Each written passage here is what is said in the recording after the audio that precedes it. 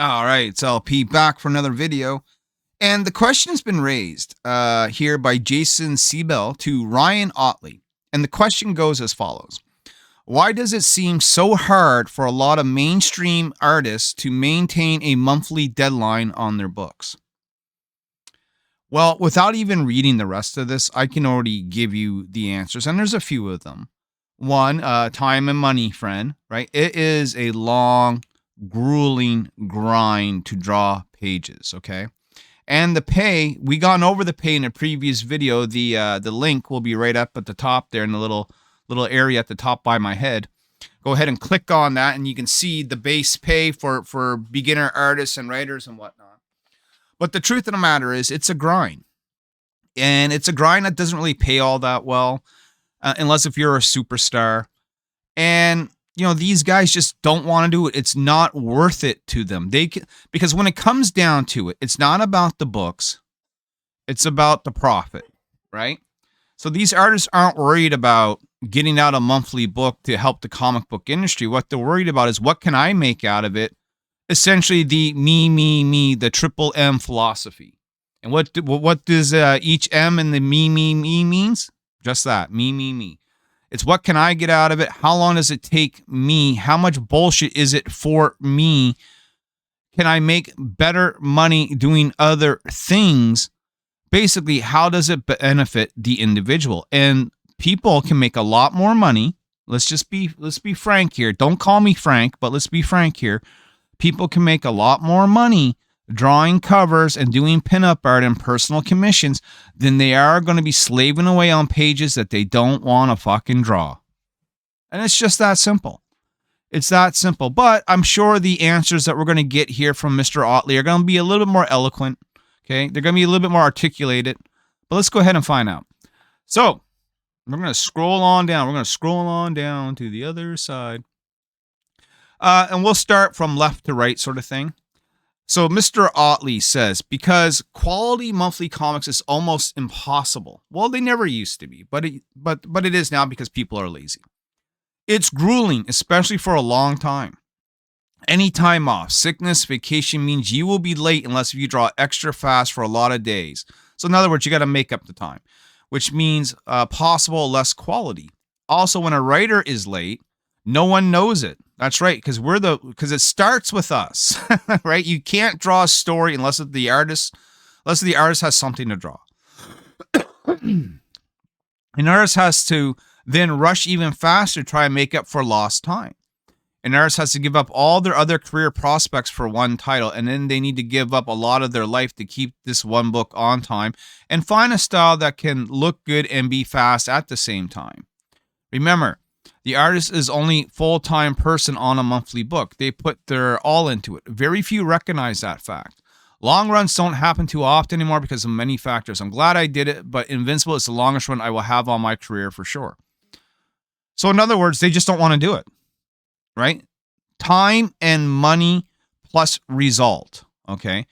If the money is right and it doesn't take a lot of time, and the result is good, they may do it. But if the money's not right and it takes too long of a time, then they're not going to want to do it. Okay? Like these guys, say like you're a J. Scott Campbell, right? You think J. Scott Campbell is going to sit out there and bust out 24 pages for a monthly comic book anymore? On the regular? I mean, he may do it once in a blue moon. But on the reg, monthly title, J. Scott Campbell, Coming to Black Cat. He's going to do a 24-issue run. Not likely. Not happening. He gets paid a lot more by drawing covers and doing personal commissions, little sketches, little remarks, than he ever will grinding out pages, right? This is the reason why that, people like wondering, like, why is the art suffering? Why is Marvel and DC going to foreign artists? They're just trying to save a buck. No, it's not that. I mean, it could be part of that. But the real reason is because people like Ryan Otley don't want to do the grind. So they have to look elsewhere for people who are willing to do the grind, for artists who are hungry, for artists that want to break in. Okay, if you're an old grizzled vet and you fucking, you broke your hand 3 times drawing pages growing up, yeah, you're not going to want to do that no more, right? Let's go on and see what else he says here. Here, we'll read this big one here. It seems that many are falling into the 3 C's. I talked about the 3 M's, me, me, me. Well, the 3 C's is also the 3 M's. Covers, which I've already talked about, conventions, which we mentioned, and commissions, which I've talked about. It's a fine idea, but this isn't comics. Comics are the comic, the property, the book. It is the hardest part. 100%, you nailed it. It does lock you down and takes most of your time, and this is why they don't want to do it. But if you have a great book with a great writer, it could be your retirement that keeps on paying you. Unlike the hustle of the 3 C's, you cannot live off your past covers, commissions, and conventions you've done. Right? But you're doing the 3 C's, so you're constantly working, right? You're constantly doing covers. You're going to conventions. You're selling books. You're doing remarks. You're doing little sketches, and that goes along with the commissions. And the commissions just don't come from conventions. I know lots of people that do whatnot. I know lots of people that are on Instagram and get commissions that way. And it pays better. The work is faster. You're not sitting there drawn like a big battle scene for a comic book that you didn't create or write, that you don't want to do. You know, generally speaking, you're probably drawing a hot female, and it doesn't take all that long. And you make a lot more money off of it, right? Again, this comes down to the me, me, me situation here, okay? Scott Williams, okay, he is the inker for Jim Lee. Everyone knows that. He says age is a factor too. Well, fuck, look at Frank Miller, right? Frank Miller busting out that Black Cat cover for Amazing Spider-Man just looks horrible, right? Some people should just put it down. I could handle the mental and physical toll that a monthly schedule inflicted while in my 20s and 30s at the height of ambition and career, not so much after that. Why? Right? Because you've been there, you've done it. You know that you're never going to make the same amount of money that you guys did. And by you guys, I mean you guys in Image Comics back in the 90s. When you're in your 20s and your 30s, yeah, you're full of ambition. You're full of energy. You got that gun-ho, you know. You want to reach for that brass ring and go even higher. But once you hit 50, right? Once you hit 50, you go, you know what?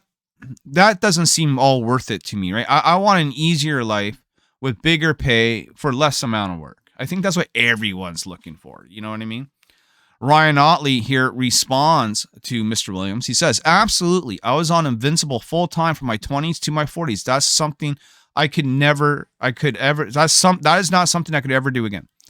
My question is why? Is it because it's just too long of a grind? Is the money not worth it? Like, you guys aren't hitting the real issue here. Okay? You guys aren't hitting the real issue here. I think it's just laziness. 6 books instead of 12, 8 weeks per issue instead of 4.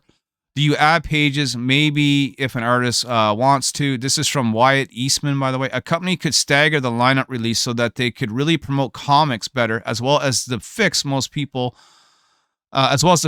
most broken part of comics. The interior job is the least, and then this is in capital letters, desired job. And he's right. No one wants to draw pages, right? Everyone wants the easy money gigs, covers. You know, I've talked to a couple artists, you know, that I wanted to work with. They're like, yeah, we will do some work with you, but we don't want to do any pages. I'm not interested in sequential art. I only want to do the sexy pinup stuff. Well, it's hard to put out a book if we don't have guys willing to do the hard work, willing to put in the grind. It's going to be hard to put out comic books if we don't have people wanting to be the next Jack Kirby, right? Let's put it that way, right? You know, Jack Kirby drew comics, until the 60s, 70s, easy, right?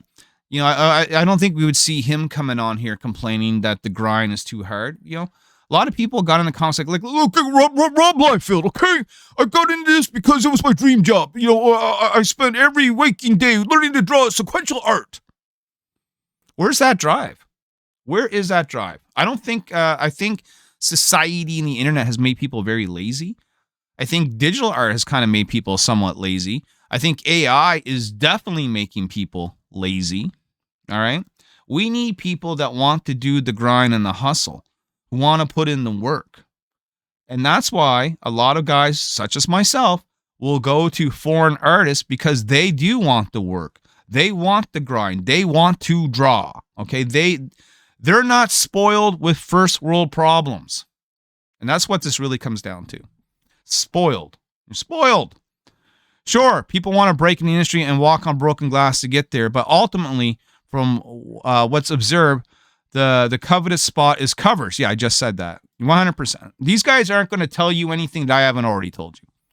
Part of the medium is interiors. I rather like the idea of sparking a revolution in this part of comics with a Win W Rad interiors. No one is going to draw it. Not unless you're paying them a shitload of money.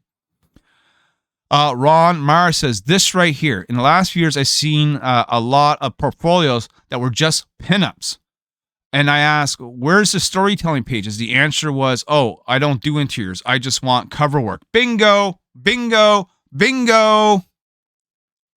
That's it.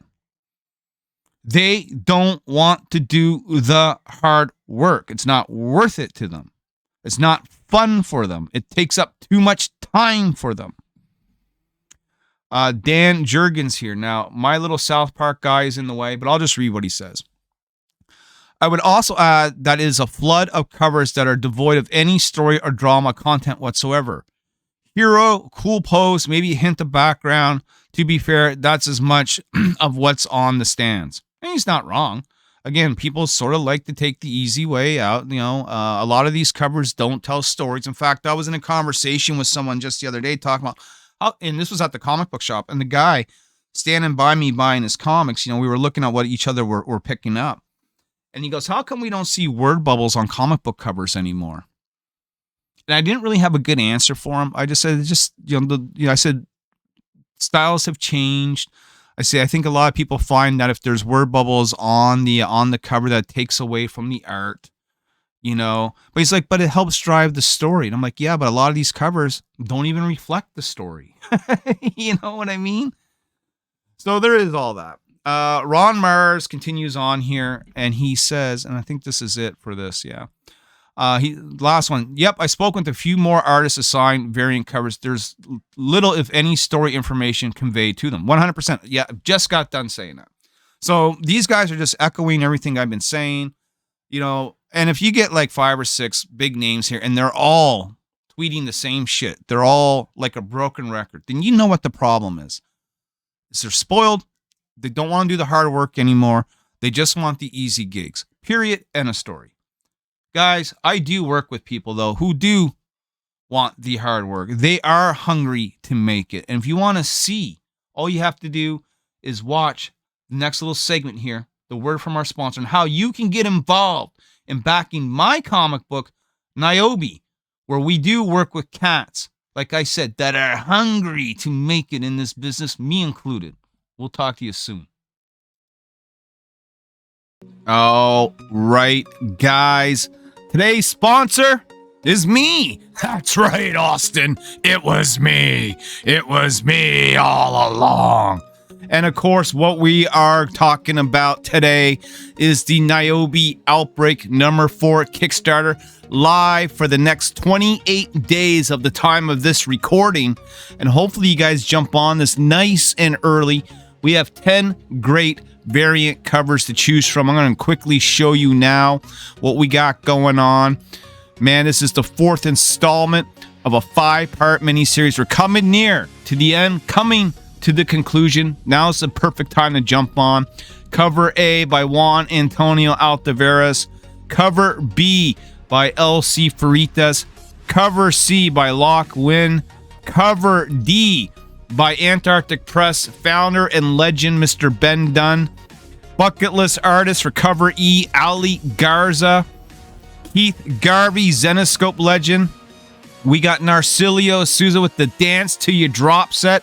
Here's a great one featuring the girls partying it up downtown style in their super heroic clothing. Here we got them in their civvies. And here they're feeling a little hot, a little spicy. And we have from Image Comics legend, John Stinsman, known for his work with Evangeline, Team Youngblood, Scarlet Crush, and Lady Pendragon, coming over here with Nyobi for this epic battle cover.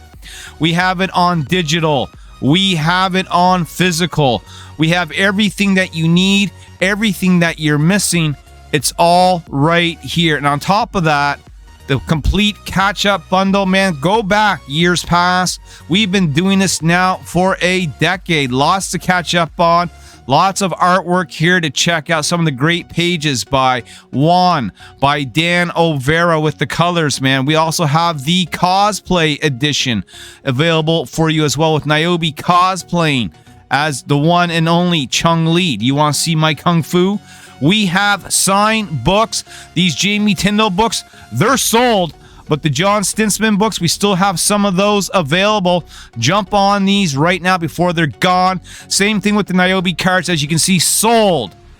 Sybil is available. Sold, sold, sold, sold. So one of the cards is still left as of the time of this recording. I can't promise 5 minutes from now it's still going to be there. I can't promise you that. So if you want it, want original art, now is the time. If we hit these accolades with the funding, we will unlock those stickers from Art Victim, from Warren Brown, from Giselle. And again, man, we have everything you need to catch up, from Nyobi 1, from way back 11 years ago, to number 2, to Birthright, to Steph Wilson variants, to Nyobi Origins, Nyobi Outbreak 1, Nyobi Outbreak 2, Nyobi Outbreak 3, with names you know, like Keith Garvey, Mike the Buffalo, John Stinsman, Jamie Tyndall. The list goes on. Guys, if you never jumped in, now is the time. Also, we have Nyobi, the trade paperback, if you want to binge read, and my newest series, the first 2 issues available, Savage Sin, number 1 and number 2. Get it in a combo pack. Get a discount, guys. 28 days remains. Right now, as you can see, we have 121 backers at the time of this recording, with 7,044 Canadian dollars raised, which is about $2.26 US. So help me afford a Happy Meal and be a backer today.